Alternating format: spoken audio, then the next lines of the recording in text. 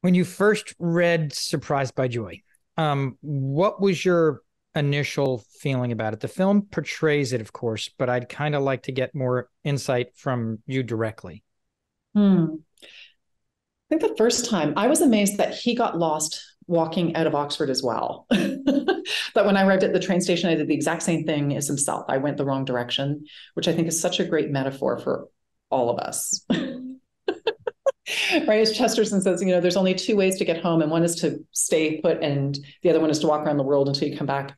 And I really resonated with that. But I also loved his push and pull, his authenticity of this sort of inconvenient attraction to the truth, and how it withstood his questions, and that our God wasn't a fragile God, and yet also the pride that we have in fighting God's pursuit of us, and and the ways that I think there should be a mirror on the cover of all of Lewis's books, because there's this way in which it makes you really look at yourself, and you think, oh, yeah, okay, how am I doing that too? So with Surprised by Joy, I think I was really moved by also that notion of joy and how all joy reminds. It helped me finally put a finger on something that you can't quite put a finger on, that infinite longing I talked about with romantic writers, but that there's a thrill, there's a recognition, there's something we feel at times that reminds us that we were built for something bigger, and that there is a design and meaning and purpose, and that's not an accident. And even though it might be fleeting, or it might seem transient, it actually points us to something that's not. Was it Kent who suggested the book to you? Yes, and he had actually first suggested to me A Severe Mercy by Sheldon Vanauken, who had been an American who was a student of Lewis's, he and his wife. And it's a beautiful, powerful book. And that was a sucker punch. It was quite a strategic recommendation from him. I had no idea. Um, that's funny. What was the next Lewis book that you picked up, and how far apart was it from your reading Surprised by Joy? Oh gosh, that's a great question. I don't know. I mean, I know I went back and read the Narnia Chronicles very differently. I was like, oh, because I was interested in children's literature too. But so many of them, I ended up just reading so many of them. But I think it might have been The Great Divorce was definitely right up there, where I read it because it was quick, and it kind of reads a little bit like A Christmas Carol, the same sort of sense. But it really challenged me to think about the hells that we create for ourselves, and how we trap ourselves in that. And I remember being very challenged and moved by that, as that one was another one that spoke to me quite early on the heels of that work.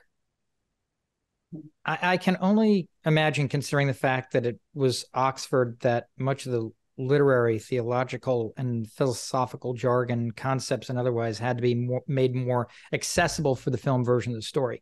I'm curious if I can kind of peer behind the curtain for just a moment, though. Were there any concepts that had a big impact on your journey that were not really able to be fleshed out in either your book or the film version of the story? Oh gosh, that's a great question. I mean, I think in the one scene where there's the professor lecturing about the notion of relativity, the relativity of truth, and that sort of deconstructionism and everything that was happening in postmodernism, early postmodernism. I remember sort of being, as a student of literature and critical theory, leaning towards sort of a postmodernist notion of truth. And that was being really challenged, that what happens if we just do unravel everything, if everything is just a system of signs that's deferred? Is there ever such a thing we can know as truth, in the subjectivity of truth? And thinking that, again, truth and subjectivity couldn't be reconciled, just like free will, predestination can't be reconciled. But it's not about reconciliation, right? It's about paradox, that two can sit in the same palm at the same time. It's not a contradiction, it's just an apparent one. There's a line in the film, and I'm probably going to botch it here, that states something to the effect of, maybe we reach for something because that something is really there. And obviously it's a rough Well paraphrase, quoted. but hopefully close enough. Very good. There's a lot packed into that sentiment. Where did that line come from? And if it wasn't from you, what did you think when you heard or read it? Mm. Well, it's Ryan's phrasing, and Ryan is a beautiful writer, and he does have this way. I think he did a beautiful job of distilling much in the book, because it's a long book. I'm a wordy person. That's my line of work.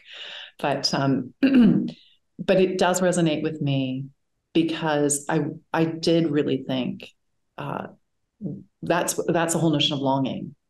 Why are we longing? Why do we have these desires? Why are we seeking to be fulfilled in so many places, David, that end up being empty? And I remember when I first read the Bible, I was so shocked at how much sense it made. That also was just highly inconvenient, because I read it actually at first thinking I would attack my Christian friends with it and show the holes, and poke holes in their. I'm going to outsmart all of you. I'll outsmart all of you, and I'll go back and I'll read the text. I'll read the book. I know the book. And I read Genesis, and I thought, oh, shoot, holy doodle. The post-lapsarian theory makes sense. We are fallen, and this actually makes a lot of sense, and how it played out to Revelation. But when you read something like Ecclesiastes, that is not just a midlife crisis book. I mean, that bears rereading. I've never heard it phrased in that way. It is. It's a midlife crisis book. I mean, the guy's got the red sports car, and hey, don't knock us now. Hey, there's nothing wrong with the red sports car. Lewis became a believer on the sidecar of a motorcycle. So there you go. There you go.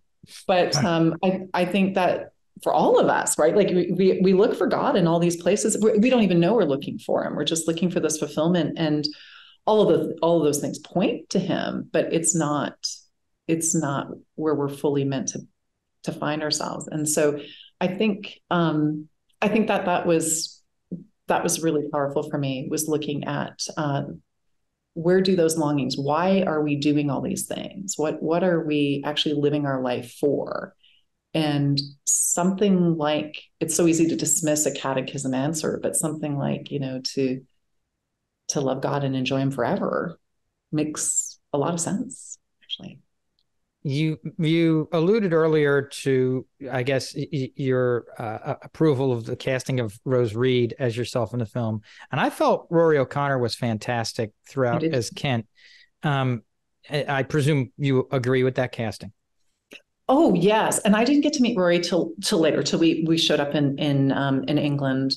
And he was really a delightful person. He and my husband talked much longer, which maybe was more appropriate in the sense that he was playing him. But he brought, I think, a very genuine winsomeness to the character, which was hard to convey.